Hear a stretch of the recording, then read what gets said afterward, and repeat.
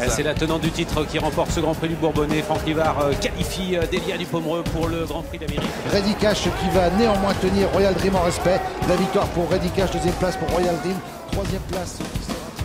Un mec d'élite qui remporte le prix du Bourbonnais. Moses Rock sera deuxième. La troisième place pour le 9 Village Mystique et la quatrième. Les qualifs, ça n'a rien à voir par rapport à il y a 10 ans en arrière. À l'époque, il y a une dizaine d'années, on n'avait pas besoin de se qualifier vraiment pour courir le prix d'Amérique.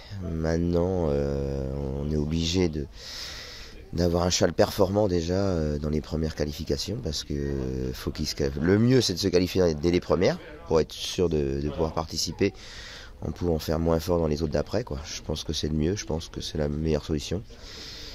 Après, il y a plusieurs options, comme des chevaux qui vont sur des parcours de vitesse où ils ont quand même le prix de Bourgogne. Et puis le dernier, le Belgique, pour se rattraper, quoi. Voilà. Et puis plus les deux critériums, le Continental, je crois, et le Ténor de Beaune, voilà, qui est ouvert aux 6 ans.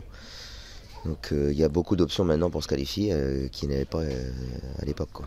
On finit fort à l'extérieur avec Suzanne Josselin, mais Bold Eagle le tient bon, il a l'avantage. Delia Dupomereux va peut-être regagner son billet de même que Billy de Montfort. Bold Eagle attaqué par Delia Dupomereux qui vient. J'ai eu la chance d'être associé au bon chevaux au bon moment, quoi.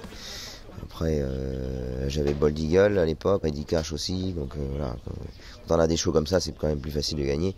C'est quand même des chevaux qui avaient la grande classe, qui ont gagné le prix d'Amérique derrière, donc voilà, c'était plus facile de gagner avec ces chevaux-là aussi.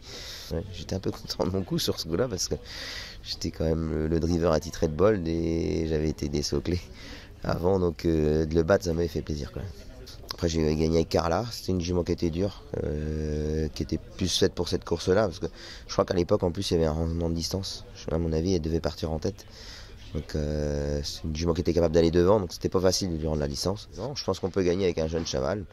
Là, il faut qu'il soit forcément bon. De toute façon, il n'y a pas de mystère, hein. C'est les bons chevaux qui font la différence.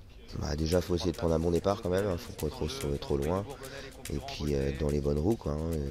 Après, si on a un bon cheval qui est capable d'aller devant, on peut aller devant, mais le mieux c'est quand même d'être bien placé, d'avoir une bonne course, voilà, et d'avoir les bons dos, quoi, qui nous emmènent au moins un bon bout, au moins jusqu'à l'intersection, quoi.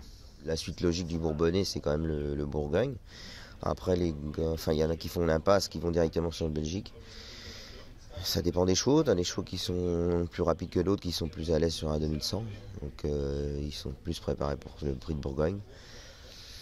Après, voilà, il y en a quand même du choix, hein. Je pense qu'il est bien placé dans la saison. Voilà, il y a 4 B.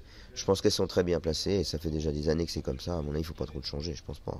Normalement, oui, je pense que je vais être associé à Empire Médecem. Logiquement. Voilà, la jument elle m'a un peu déçu dernièrement.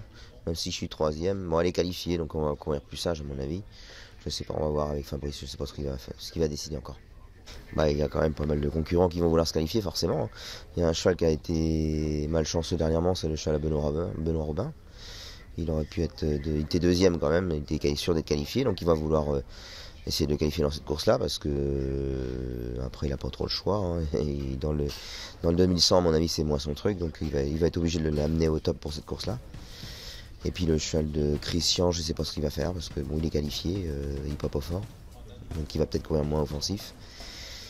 Après, il y a plusieurs chevaux, peut-être des chevaux à Jean-Michel qu'on ne connaît pas, des chevaux étrangers, donc voilà, c'est une course quand même assez ouverte.